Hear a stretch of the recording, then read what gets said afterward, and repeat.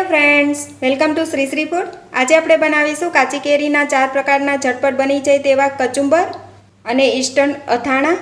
સાથે આપણે કાચી કેરીની ચટણી પણ બનાવીશું.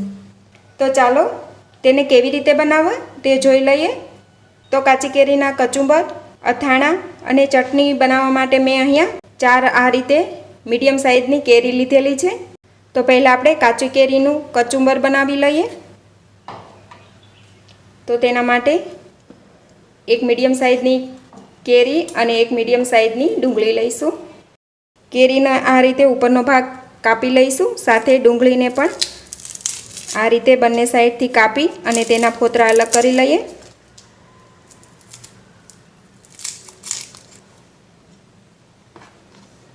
આ રીતે આપણે કેરીને કાપી લઈશું. આ કેરીને તમે છીણીને પણ લઈ શકો, પણ અત્યારે હું તેની નાની નાની ટુકડી કરી રહી છું. તો તેને કટ કરી લઈએ. આ રીતે કેરીને આપણે છાલ સાથે જ લેવાની છે.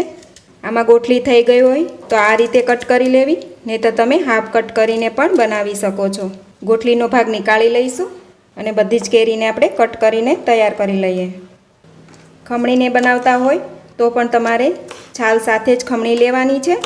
ઉનાળામાં મળતી કાચી કેરી આપણને તેના ખાટા સ્વાદને કારણે ભાવે છે.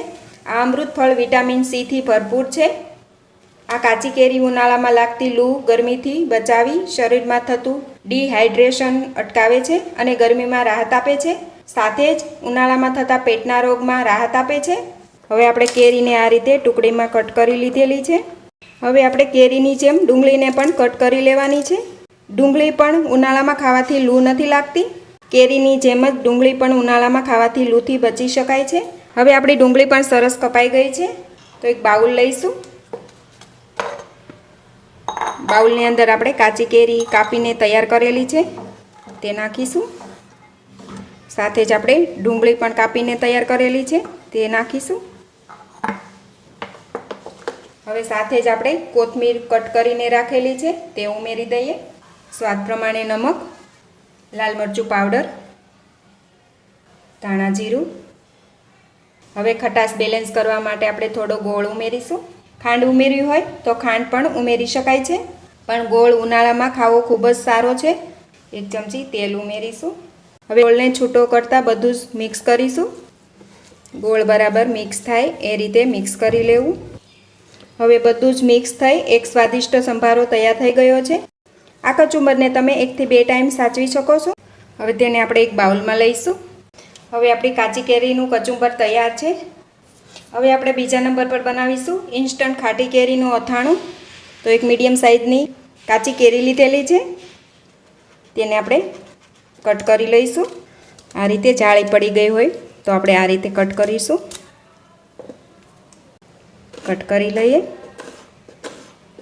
મીડિયમ સાઇઝના ટુકડા કરીશું. આ જ રીતે આપણે આખી કેરી કટ કરીને તૈયાર કરી લઈએ. આ અથાણાને તમે 1 વીક સુધી ફ્રીજમાં સાચવી શકો છો. તો હવે કેરી કપાઈ ગઈ છે તેને બાઉલમાં લઈ લીધેલી છે. હવે તેમાં સ્વાદ પ્રમાણે નમક ઉમેરીશું. હવે તેની અંદર આપણે કાચી કેરી અથાણા સંભાર ઉમેરીશું. અત્યારે મેં રેડી સાંભાર જે બજારમાં મળે છે તે લીધેલો છે. તમે ઘરે બનાવેલો પણ ઉમેરી શકો છો. અત્યારે હું 2 ટેબલસ્પૂન જેટલો ઉમેરી રહી છું.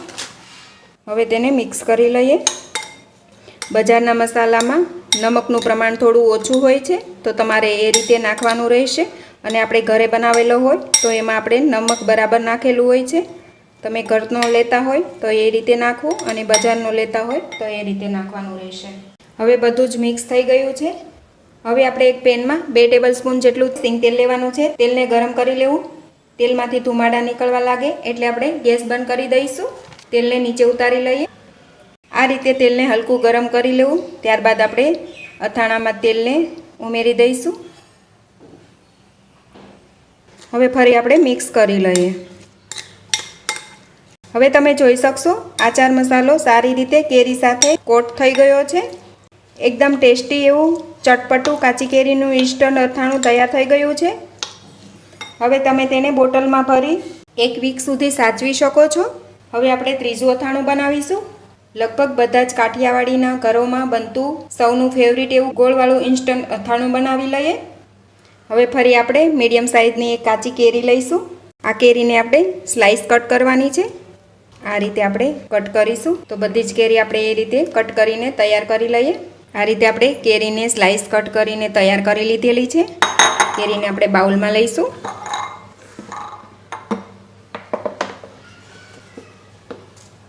સ્વાદ પ્રમાણે નમક ઉમેરીશું.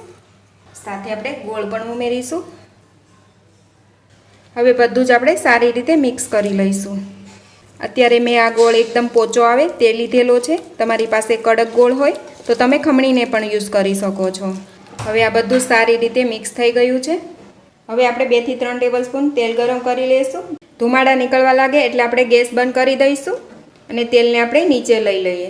હવે તેલ આ રીતે હલકું ગરમ રહે એટલે તેમાં 1 ટેબલસ્પૂન કાશ્મીરી લાલ મરચું ઉમેરી દઈશું, 1 પિંચ હળદર અને 1 ટેબલસ્પૂન ધાણા જીરું ઉમેરી દઈશું. હવે બધું મિક્સ કરી લઈએ.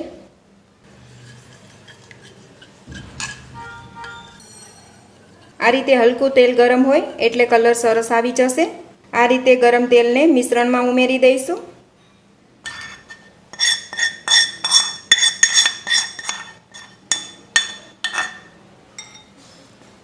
ફરી આપણે બધું મિક્સ કરી લઈએ. સિમ્પલ એવું ગળ્યું અને ખાટું અથાણું આપણું તૈયાર થઈ ગયું છે. આ અથાણામાં આપણે તેલ ઉમેર્યું છે એટલે તેને પણ તમે કાચની બોટલમાં ભરી અને 1 વીક સુધી ફ્રીજમાં સાચવી શકો છો. એનાથી વધારે સારું રહેતું નથી. આને તમે કાચી કેરીનું વઘાર્યું પણ કહી શકો છો. હવે આપણે કાચી કેરીની ચટણી બનાવીશું. તો તેના માટે મેં 1 વાટકી કાચી કેરીના ટુકડા લીધેલા છે અને 1 વાટકી ડુંગળીના ટુકડા લીધેલા છે અને સાથે જ આપણે કાશ્મીરી લાલ મરચાં લીધા છે. મરચાંને આપણે 2 થી 3 પાણીએ ધોઈને લેવાના છે અને મરચાંને 2 કલાક હુંફાળા પાણીમાં પલાળીને રાખ્યા છે. હવે આપણે એક જાર લઈશું. જારની અંદર કેરીના ટુકડા ઉમેરી દઈએ. સાથે જ આપણે ડુંગળીના ટુકડા પણ ઉમેરીશું. મરચાં જે પલાળીને રાખેલા છે તે ઉમેરી દઈએ. સાથે જ આપણે 4 થી 5 કળી લસણની નાખીશું. સ્વાદ પ્રમાણે નમક ઉમેરીશું. અડધી ટીસ્પૂન આખું જીરું, અડધી ટીસ્પૂન આખા ધાણા, અડધો કપ કોથમીર ઉમેરીશું. હવે આપણે ક્રશ કરી લેવાનું છે. આ ચટણી એકદમ સ્મૂથ નહીં પણ અધકચરી વાટી લેવાની છે. તો મિક્સરને પલ્સ કરતાં વાટી લઈએ. પીસતી વખતે જરૂર લાગે તો મરચાં પલાળેલું પાણી છે તે પાણી નાખી વાટી લેવાનું છે તમારે. જોઈને જ મોંમાં પાણી આવી જાય તેવી લાજવાબ કાચી કેરીની ચટણી બનીને તૈયાર છે. આ ખાવામાં એટલી ટેસ્ટી લાગે છે કે જ્યારે કંઈ શાક ના હોય તો એ ગરજ સારે છે. તેને પણ આપણે બાઉલમાં લઈ લઈએ. તો ફ્રેન્ડ્સ, હવે આપણા કચુંબર, ઇન્સ્ટન્ટ અથાણા અને કેરીની ચટણી બનીને તૈયાર છે.